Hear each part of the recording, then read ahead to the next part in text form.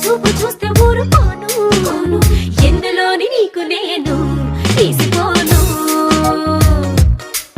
నా సంగతేంటో తెలుసుకోవా పోను పోను అచ్చమైన పల్లె రాణి పిల్ల నేను పచ్చి పైర గాలి చీల్చి పెరిగినాను ఏరి కోరి గిల్లి కజ్జా పెట్టుకోను నిన్ను చూస్తే